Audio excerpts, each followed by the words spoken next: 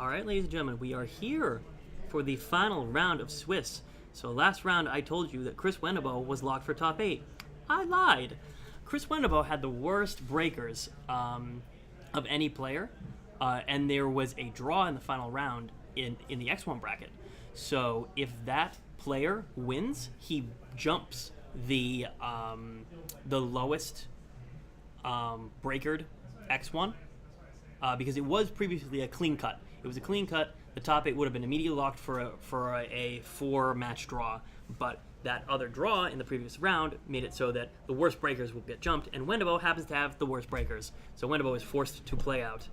So we have Jason Grigely versus Chris Wendelboe. Grigely is on Grixis Shadow. First Grixis Shadow on camera all day. One of the few players on it. Yeah, this matchup is going to be some classic Modern.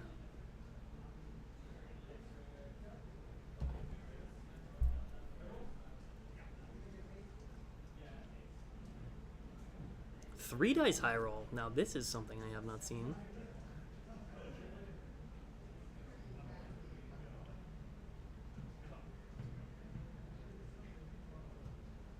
All right, we are cuts. We are on 2 7s.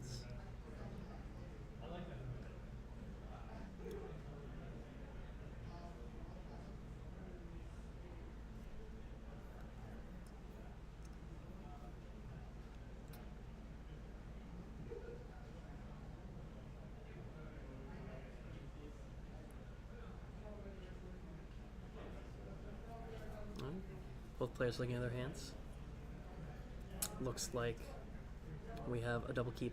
So we have a Bloodstained Mire pass on Wendelboe's side. Looks like we have a Yavimaya Coast into a Birds of Paradise. He goes to 19. Keeping track of these life totals is going to be miserable this round.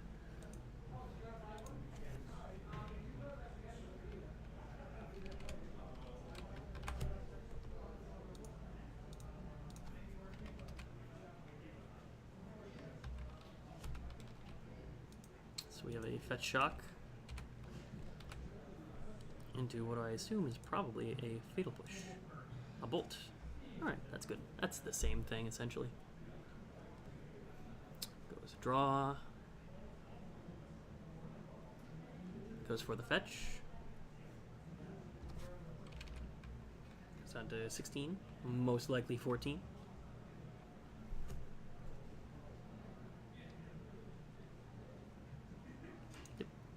14. Picks up another shock land. Jason is looking to cast Death Shadow as early as possible.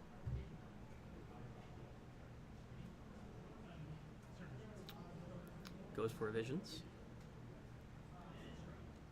Draws card 2. Looks at Tassiger and Fatal Push. Both very powerful cards. Not so much Fatal Push in this matchup, but Tassiger definitely. Very good against Thought-Knot Seer. Just kind of stonewalls numerous threats. Thought sees you. Goes down to 12.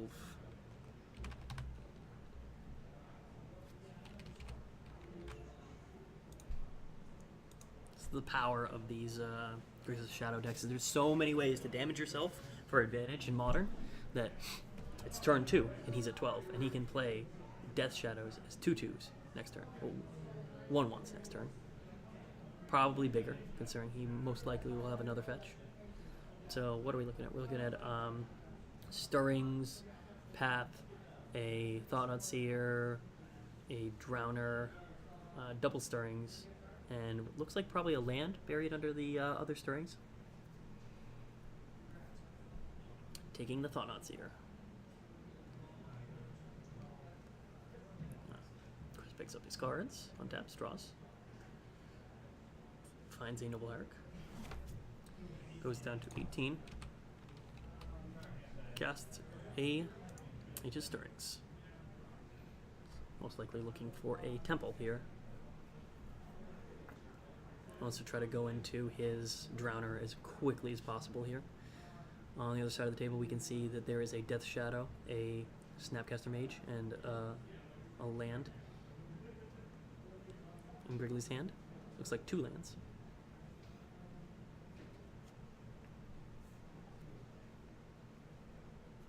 Found a Cavern of Souls off that. Another it was another land, a Yavimikos, goes down to 17 and plays the Noble Hierarch. Both of these decks just firing on all cylinders right now. So he can go for another shock, go down to 10, and play 3/3 Death Shadow right now, which is quite powerful. Or he could also go for a Snap Bolt or a Snap Inquisition. Both good lines. Really just depends on where he wants to put the importance of Chris's ramp here. Right, takes 2, goes to 10.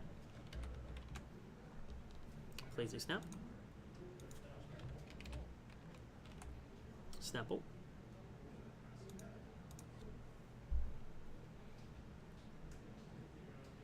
Right, Chris draws another land. It's not bad for him. Right, looks like he's going to go to 16 and cast another Ancient Stirrings. Looks at the top 5. Sees if he can find a Eldrazi Temple. Exactly what he wants.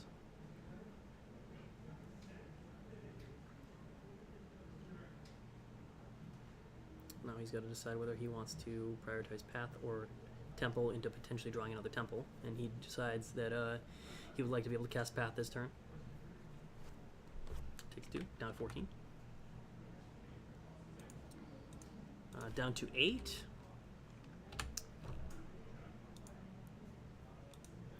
And a 4/4 Death Shadow. Something that Jason most definitely has to worry about this match, though, is the presence of a Reality Smasher. Though at this moment, it's not that big of a deal. So a Path is most likely going to be fired off this turn. It's just a matter of whether he's going to fetch Shock. So it goes down to 13.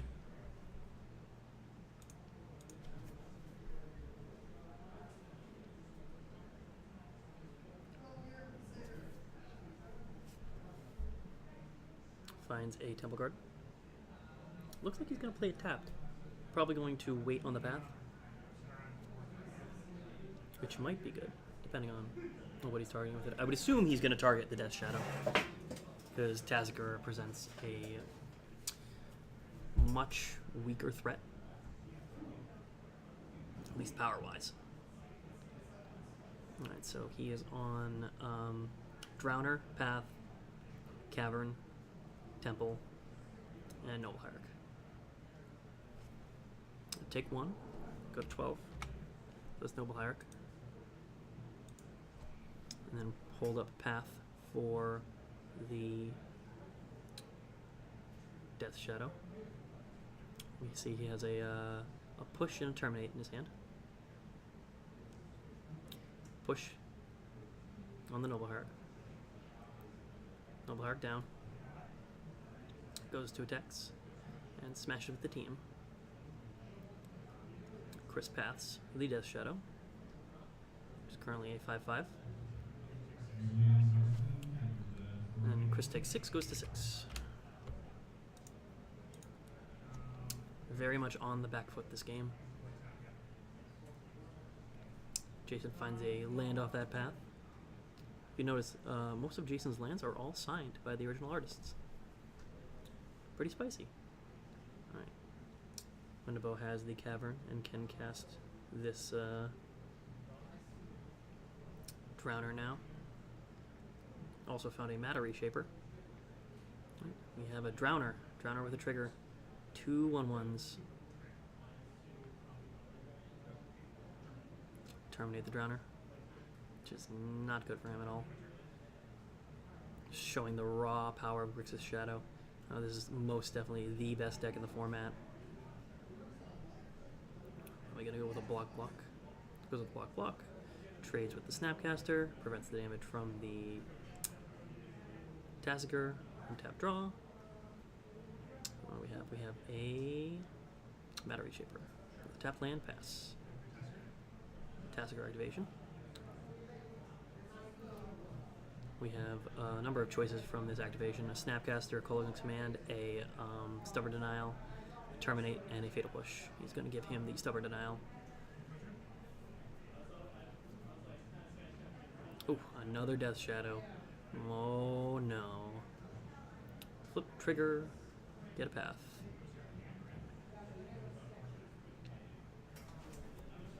Though the Stubborn Denial is a snap counter for that. Play a Shadow. Play a 5/5 Shadow.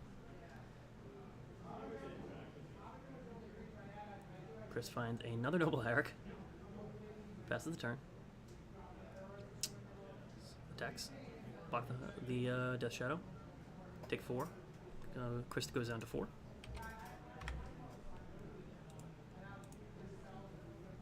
And this top deck has to be very good. And it does not. We go to game 2. Chris getting very much punished by Death Shadow.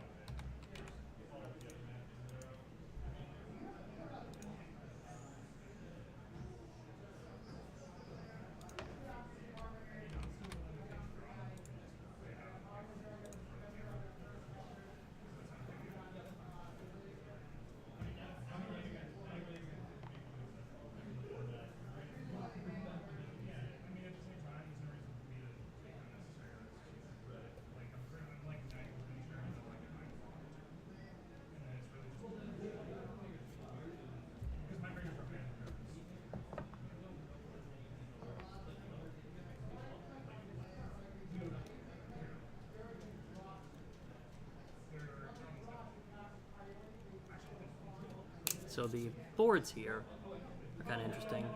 I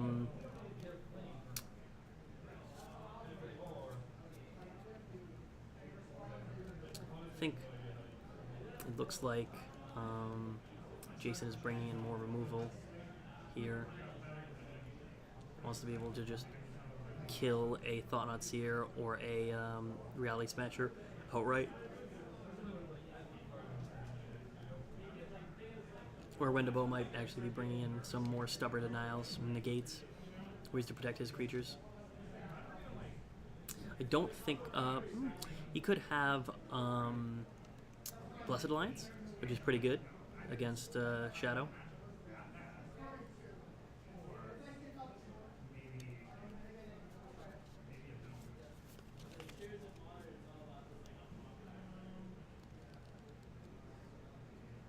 I believe he has a Worship in his sideboard, which would be quite good.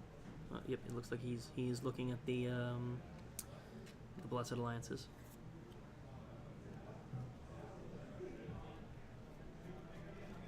Because Grixis Shadow, if Worship resolves, has no answer to it outside of killing all of his opponent's creatures. There's no way to actually remove it from the board.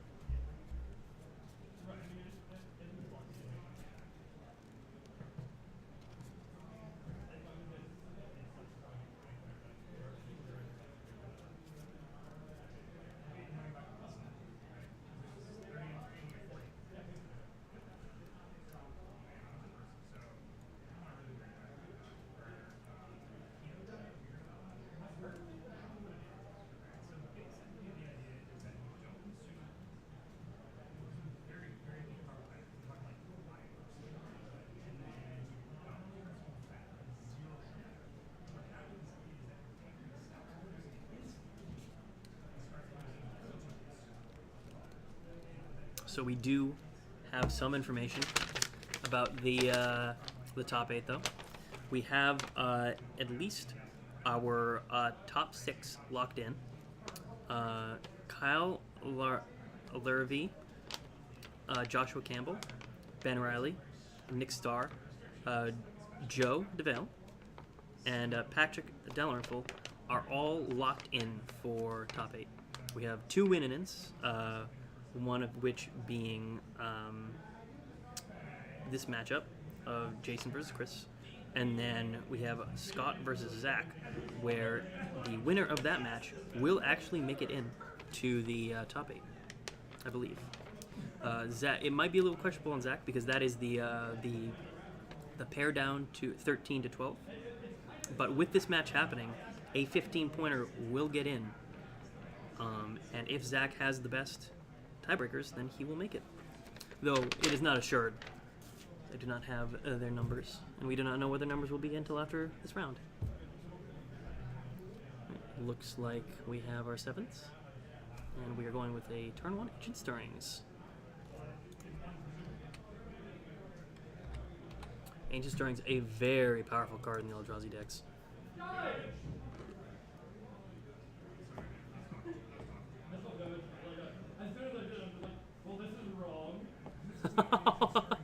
The players were in the midst of talking, and Wendelboe, forgetting what Ancient Stirrings does, decided to start to pick up his deck as if it was Traverse the Uvenwald.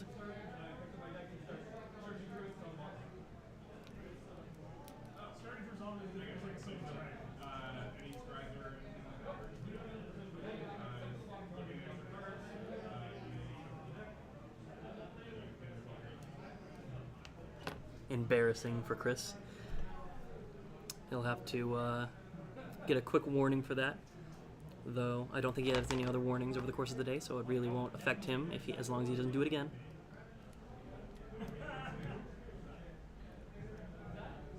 And now he gets to resolve his Ancient Stirrings correctly.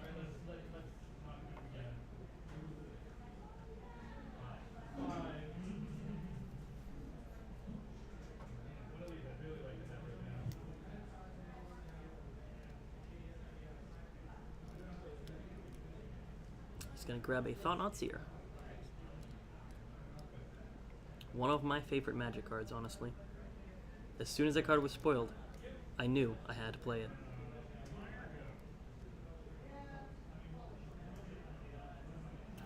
We have a Temple in hand. So he's going to go Temple into Displacer. That card is quite good, and you can actually probably hear on the audio Jason's pained Displacer. That is how that card also makes me feel. So he's going to fetch, shock, and then do nothing, I believe.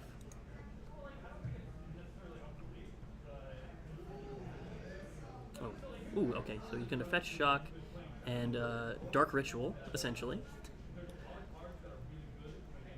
for his Tasigur.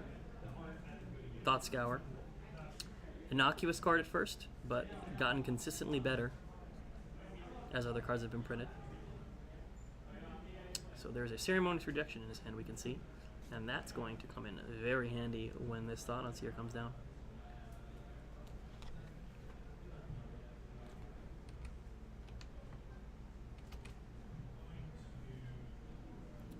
Jason doing a little bit of math here, figuring out how much damage he wants to take.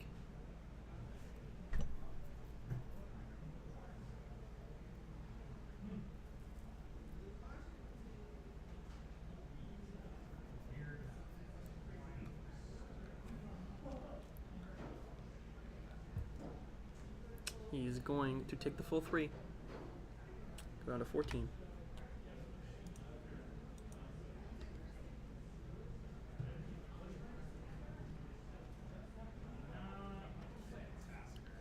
Play a big old Tassie. Turn 2 Tassie.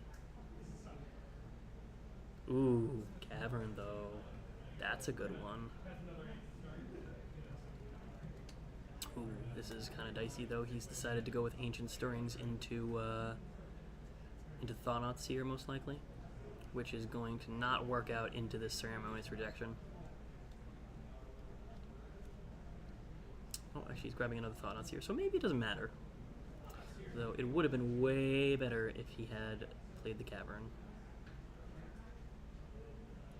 Bloop. You have been rused. Another shock. Down to 12. Smashes with the Tasigur. Down to 14.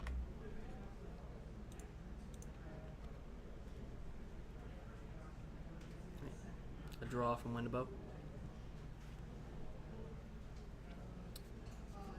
Maybe he will think twice before... Yeah, there we go. Relic.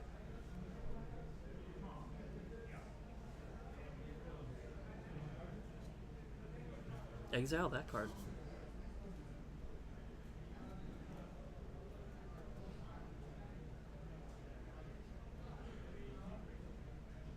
Now he's gonna go Cavern into Thought-Knot Seer. Getcha.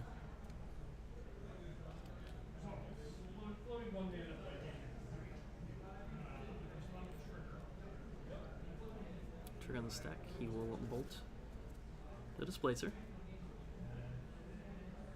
I'm going to resolve the trigger for... Okay, so we have a Double Death Shadow, a Gurmaganger that will probably never come into play, a Snapcaster.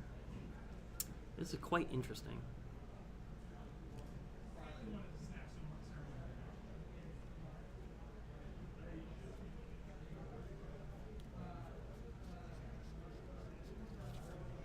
Taking one of the Death Shadows.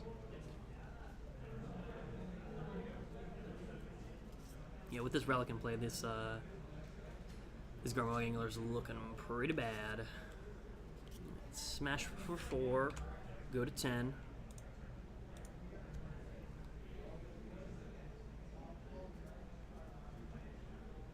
I believe he drew another Taziger? I believe he drew another Taziger. That's not great. He's got a lot of threats, but they're not doing much for him here. He can play a 2/2 Death Shadow, or he can hold up a Bolt from a Snapcaster Mage. It's just gonna pass. Hold up that Bolt. Though this Relic makes that plan a little dicey.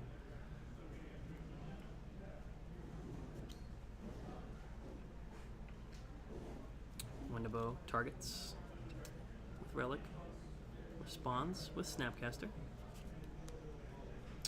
So now Wendelboe has to decide, does he want to crack his Relic in response?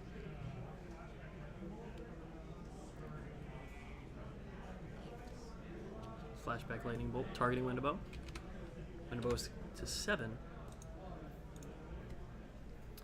Now he's going to play land into Drowner of Hope.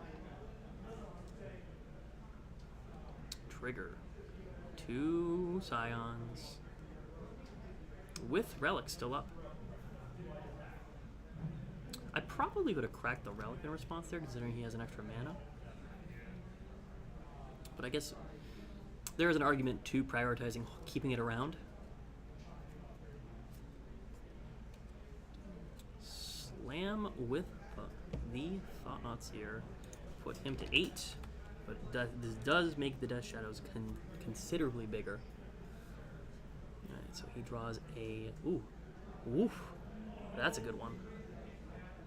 Punished.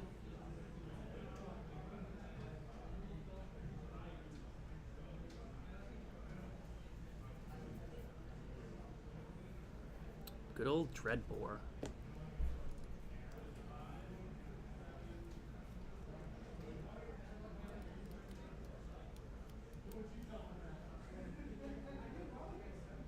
Slam with a Taziger and a Snapcaster Mage. This looks like it's probably going to be a block.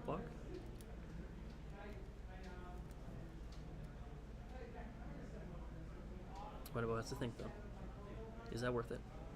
He's decided yes, it is. Death Shadow. End step. He's going to crack the Relic. Exile graveyards, draw a card. Continue to make both dealt creatures in Jason's hand very medium. He draws a card, draws a Path to Exile. It's quite good. 2 cards in hand.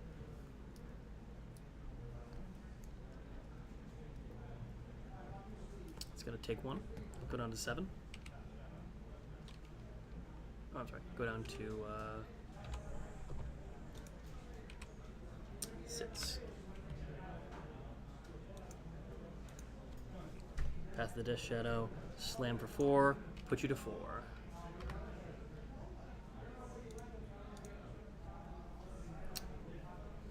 this is actually quite a sticky situation for Jason because his both cards in his hand do nothing, and he cannot attack this Tasker without dying to the Thought-Knot Seer. He finds some gas, though, in his Serum Visions. He finds a 2 cards that do nothing. Puts in his graveyard. Finds another Serum Visions. Casts Serum Visions. Draw 1. Scry 2. Find a Death Shadow. Put it on top. Oh, Death Shadow. Finds a... He goes to 2. Plays a giant Death Shadow. Very large. So a Drowner of Hope ends this game. A Displacer. Does that end this game? Is there enough mana available to blink both creatures?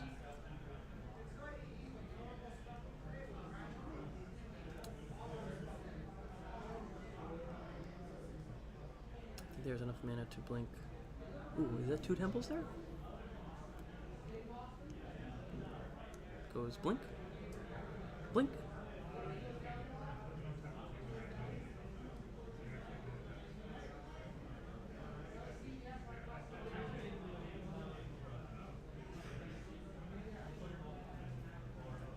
And attack for 4. And Chris takes this game to even it up.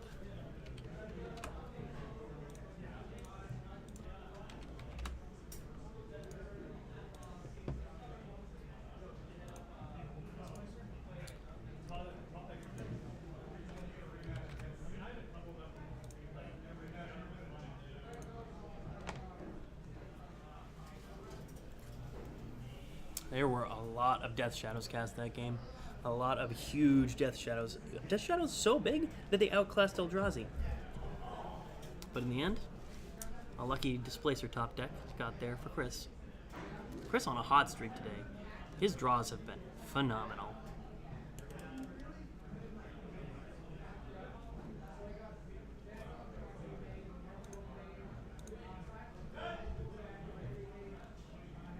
Still plenty of time to finish the 3rd game too, because these games have gone pretty quick.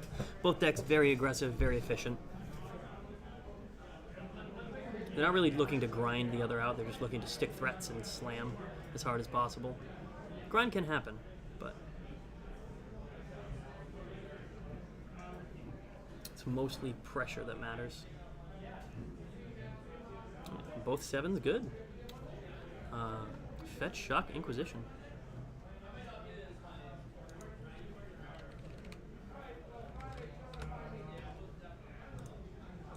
Ooh, his hand's quite good.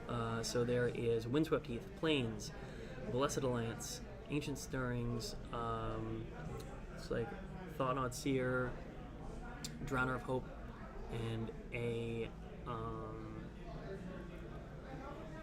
Rest in Peace. Taking the Ancient Stirrings in order to slow him down makes sense. Shuts him off of the temple. And Jason on a lot of Del creatures and a lot of Snapcasters, so this Rest in Peace, if it resolved, is going to be very good. And look at how lucky Chris Wendelboe is. Top decking another Ancient Stirrings. So good at Magic.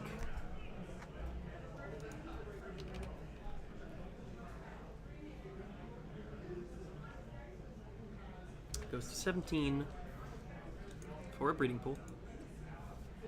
Oh, it's a 17 all. And watch, he's going to find a Eldrazi temple off of his Ancient Stirrings.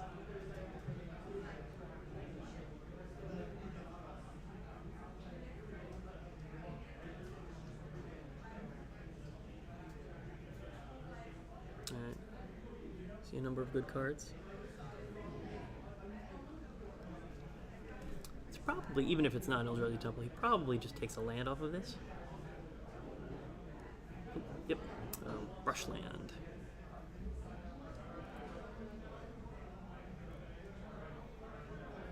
Jason untaps. He draws. He is looking at not a lot, honestly. Not many lands. He's got to think about his plays. He has a lot of plays, a lot of Seer Visions, Inquisition, Thought Scour, a lot of different options here. It's just a matter of where he wants to go with it. And he thinks Inquisitioning him is most important. So take the Rest in Peace. Makes sense. Rest in Peace would have blown out a lot of Jason's game plan. Draws what looks like an Eldrazi temple because he's a luck sack. Plays Plains, passes. Conceal information. Don't play the temple too early. Right. Visions. We also can all see there's a Ceremonious Rejection in Jason's hand. Though I do believe he ripped Swamp. Oh, no. He does have Shock fetch land, so he can counter a Thought-Knot Seer on the way down if Chris does cast it, which he does. And there will be a Fetch Shock Ceremonious Rejection.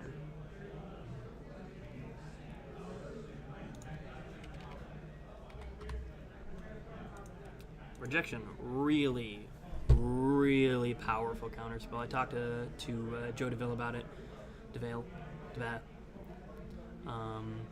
And it's just so good right now between Affinity and Eldrazi Tron and Bant Eldrazi, just very powerful, and just regular Green X Tron, very powerful sideboard card.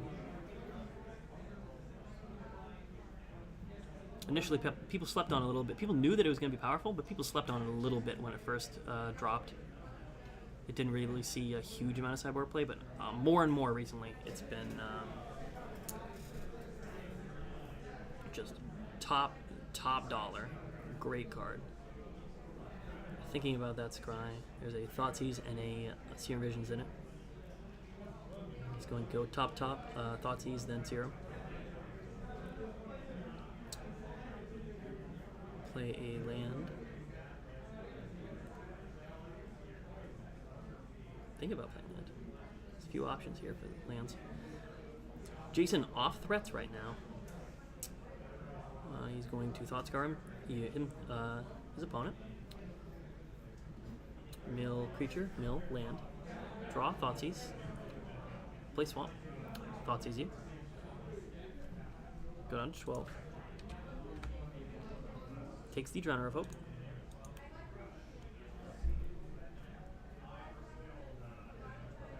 So now Chris is left with a bit of sparse pickings in his hand. He does have a few answers to Death Shadow now, especially with that Engineered Explosives pickup. But not much past that, honestly. Explosives for 1, and pass. Looking to just eat Death Shadows with that card. Nothing more. Takes 1, goes to 11. Jason will shock, go to 9.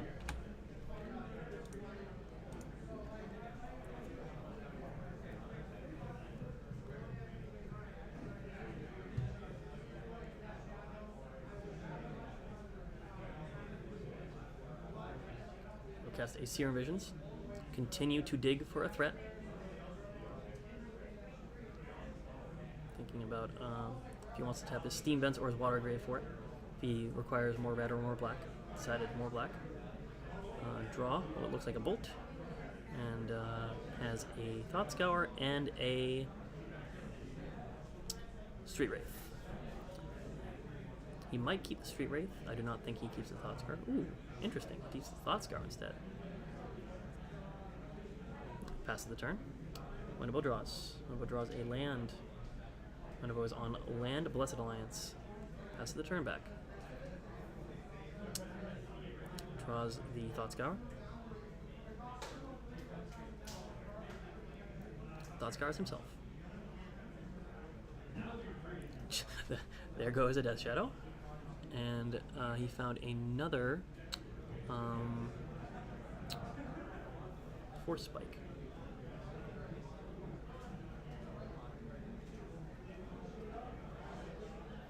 And we have a Thought-Knot Seer. There we go. It's very likely that with the trigger on the stack, this will get terminated. It will. Draws a card, looks at his hand. Which spell would you like? We have two counter spells, one bolt,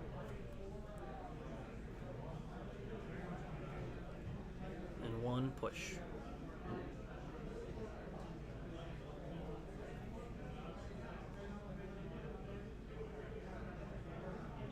Takes one of the counter spells. Leaves him with several removal spells. Finds a Snapcaster Mage. That is quite a good find here. An Ancient Stirrings off the top. Very good find.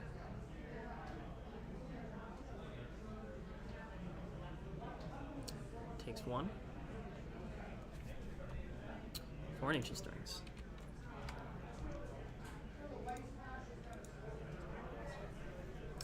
Looks at the top 5. Looking for another threat. Could also take a relic, if so inclined. Looks like he is looking at a Reality Smasher. Do not think he has a Cavern though, so this is going to get ceremonious rejection by the Snapcaster, which is gross.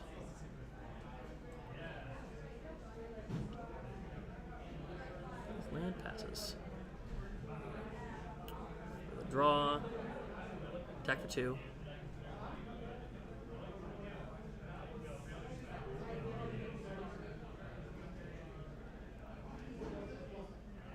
Draws. Displacer.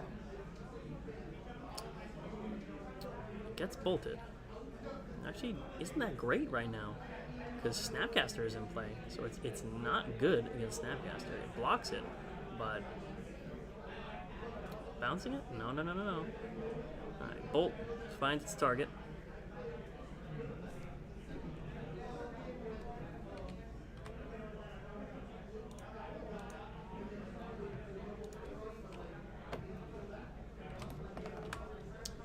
Jason goes to 8 off a fetch land.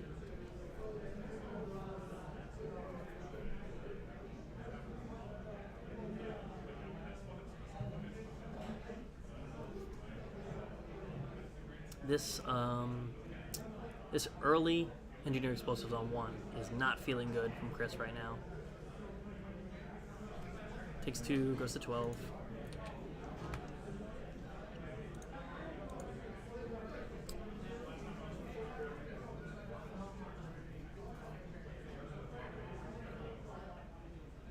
Taps, draws for turn, finds a Matter Reshaper. Excellent find here.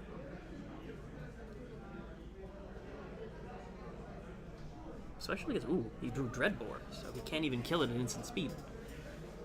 And a Death Shadow, which does not match up well against the Engineer Explosives. Engineer Explosives finally paying off for Wendelboe.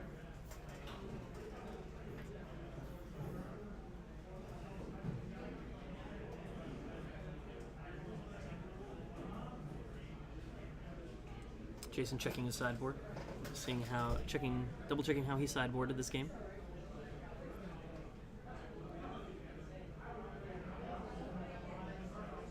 He's going to swing in.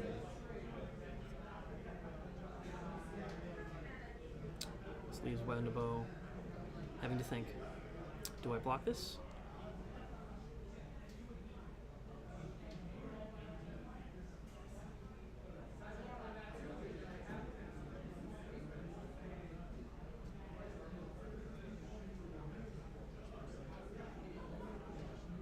Is it worth it?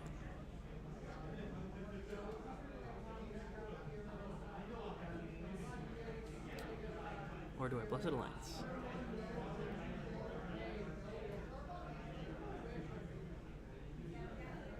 Blessed Alliance, make you sacrifice your Snapcaster.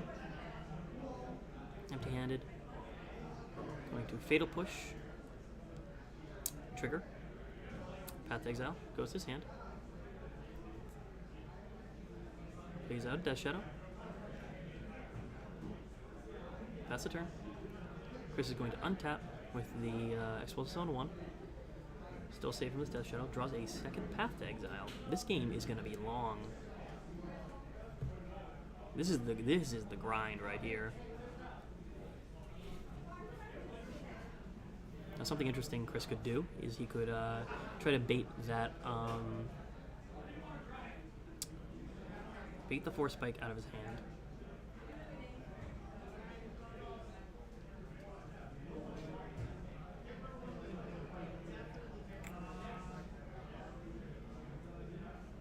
Untaps, draws. Attacks for a whole bunch. Goes for Path. Negate that. Goes for another Path. Exiles that. I don't know about the second one. I think the first one was fine to draw out the counterspell, but the second one, I probably would have waited, done the explosives on.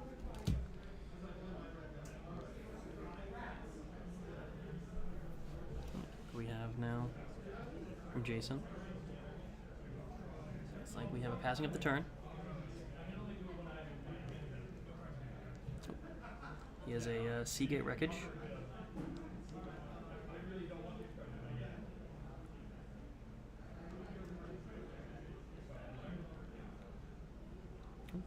Finds a Cavern, naming Eldrazi. And he has a Blessed Alliance in hand. What have we found? It's like another Snapcaster Mage.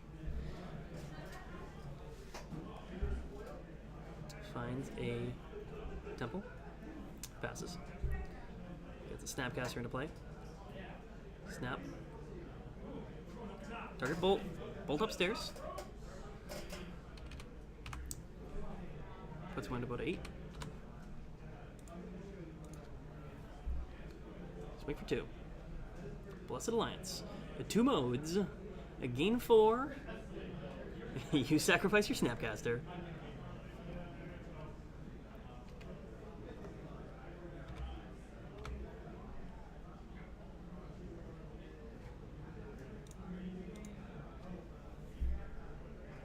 Oh, draws another card.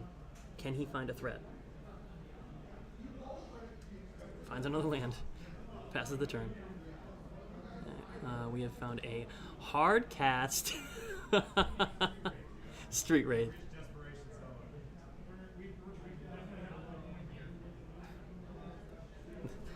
A low point has been hit in the game. When Street Wraiths are being hard cast as threats. Wendelboe fetches to find a land, remove lands from his deck, try to find anything to fight in this matchup. What he really needs is a Smasher or a Drowner. I think it's probably a Smasher would be best because it's at least a 2-for-1. He finds a Rest in Peace, which is decent, not terrible. To shut down the entirety of Grigely's graveyard.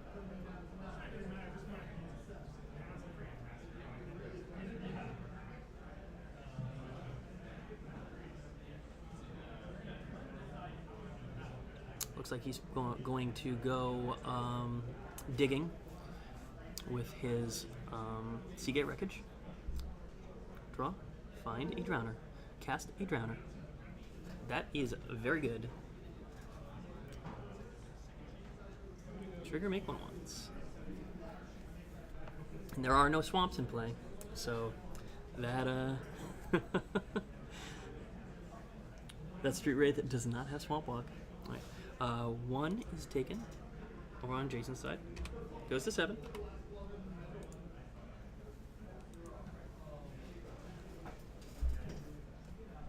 Untaps. Draws your turn. Finds it. Kill that.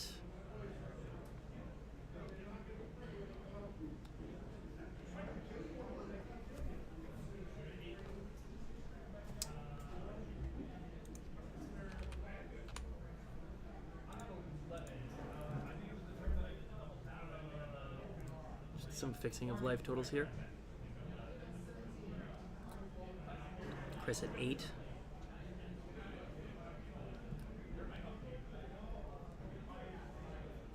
Untaps. Upkeep. He's going to Seagate Wreckage.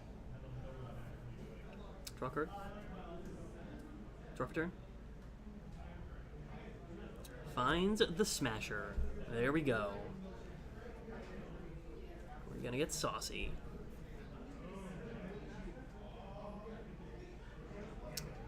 Coming in for 7.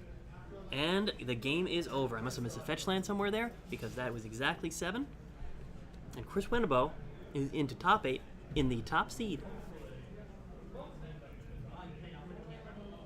with 18 points. Good job, Wendelboe. Proud of you. Jason is unfortunately locked out now, but we will have an announcement on what our top 8 is next round. I'm going to get Wendelboe back here for a quick interview, and then we will see what the top 8 holds. See you next video.